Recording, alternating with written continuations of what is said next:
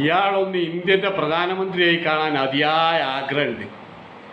ഇയാൾ ഇന്ത്യൻ്റെ പ്രധാനമന്ത്രി ആയ എൻ്റെ പേരിലെ ചിലവൊക്കെ ഇയാൾ നടത്തും എന്നുള്ള വിശ്വാസത്തിലല്ല കേട്ടോ, ഒന്നും വേണ്ട. അത് നമ്മൾ ഇത്രയും കാലം അധ്വാനിച്ചല്ലേ ജീവിച്ചത്. മറിച്ച് എനിക്ക് കുറേ സുഹൃത്തുക്കളുണ്ട്. രാജൻ, ബാബു, സുധാകരൻ, ശ്രീധരൻ, സജി, ശശീന്ദ്രൻ. ഞങ്ങൾ ഒരുമിച്ചാണ് എപ്പോഴും.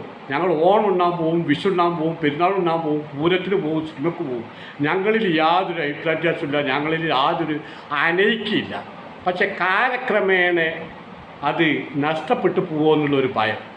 അതുകൊണ്ട് ആ മതസൗഹാർദ്ദം നിലനിർത്താൻ, ആ മതേതരത്തെ ഇന്ത്യ നിലനിർത്താൻ ഇയാളൊന്ന് ഇന്ത്യൻ്റെ പ്രധാനമന്ത്രിയെ കാണാൻ ആഗ്രഹമുണ്ട്. അതിനെങ്ങനെയാണ് കഴിയുക? ഇയാൾക്ക് കക്കാനറിയോ? ഇയാൾക്ക് വർഗീയത പറയാനറിയോ?